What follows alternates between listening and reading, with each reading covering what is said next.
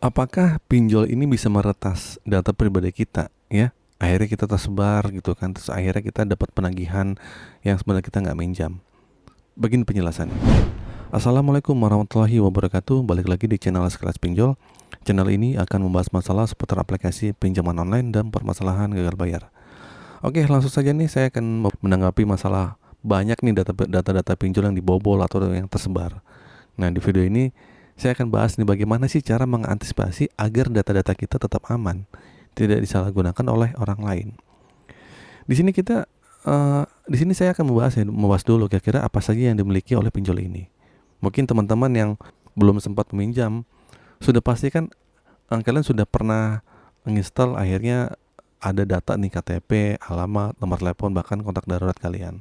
Nah, apalagi kalian sempat mengajukan di pinjol legal nih, otomatis seluruh kontak yang ada di HP kalian sudah pasti kesedot dan foto-foto yang ada di galeri pun sudah kesedot juga.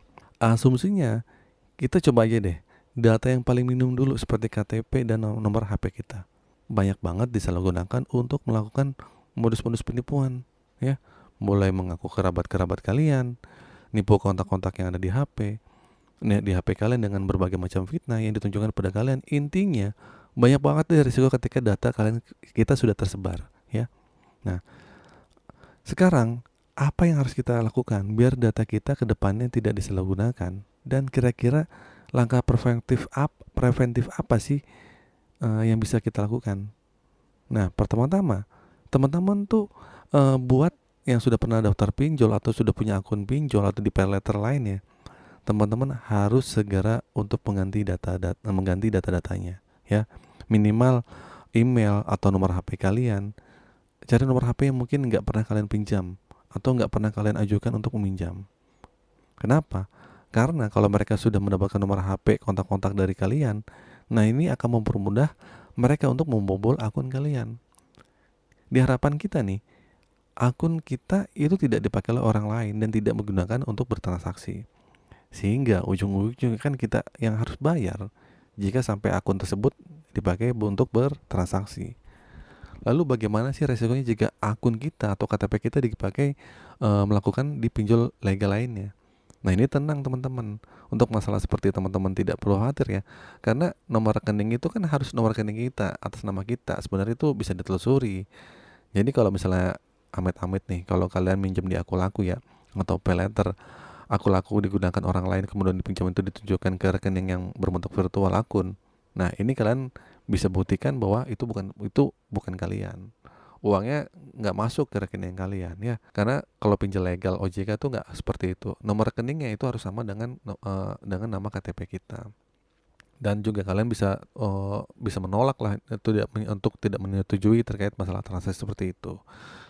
Kecuali kalau memang masuknya ke rekening kalian tuh beneran itu nama kalian atau bank, itu bisa diusut menggunakan KTP kalian. Nah, ini baru kalian bakal bisa dipermasalahkan. Tapi kalau virtual akun yang mana harus pinjol lebih teliti lagi untuk mencarikan ini, nah ini beda lagi masalahnya.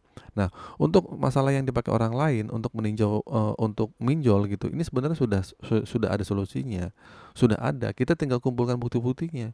Kita tinggal telusuri aliran dananya kemana. Nah, kita tinggal eh, telusuri juga device yang dipakai dari mana. Sebenarnya pinjol tuh punya keamanan untuk memanage semua ini, ya.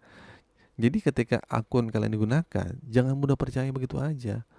Kalian juga harus bertindak. Langsung kalian tuh mungkin bilang ke CS-nya lah gitu kan, untuk bilang kalau saya tuh akunnya disalahgunakan gitu kan. Kalian bisa lapor polisi atau untuk usut masalah seperti ini. Nah, penting banget nih biar pinjol itu juga ada keinginan untuk mengusut masalah ini karena sudah ada urusannya polisi di dalamnya. Terus bagaimana kalau data-data kita dipakai untuk nipu orang lain, ya, ditipu orang lain. Nah, ini akan sulit. Resiko antisipasi pun agak agak sulit.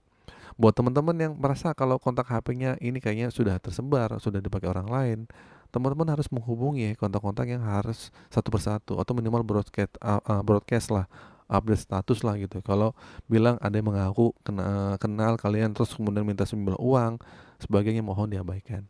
Setidaknya nih itu bisa kalian jadikan peringatan dini kepada teman-teman bahwa misalnya kalau suatu saat nanti ada orang yang ingin melakukan penipuan mengatasnamakan kalian, ya.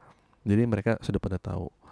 Nah, harapan saya nih teman-teman ya, dari banyak data-data kita yang tersebar, kita sudah tahu ya step by stepnya apa saja yang harus kita lakukan. Jadi amit-amit kejadian buruk menimpa kita, jadi kita bisa ambil langkah dengan segera. Jangan biarkan dan jangan cuek. Karena bisa jadi ini akan menjadi masalah yang cukup rumit. Namun sulit sekali untuk dideteksi sumbernya dari mana. Kalau masih baru kan lebih enak tuh untuk untuk menelusurinya. Kalau udah berbulan, nah ini akan menjadi PR ya. Jadi penting ya teman-teman ya untuk selalu aware sama data-data kita gitu kan. Jangan sampai asal-asal install aplikasi-aplikasi yang nggak jelas gitu. Lindungilah data-data kalian kan, itu akan penting karena biasanya akan jadi modus rawan penipuan oleh oknum-oknum yang tidak jelas. Oke, itu saja teman-teman video kali ini. Semoga video ini bermanfaat. Akhir kata, assalamualaikum warahmatullahi wabarakatuh.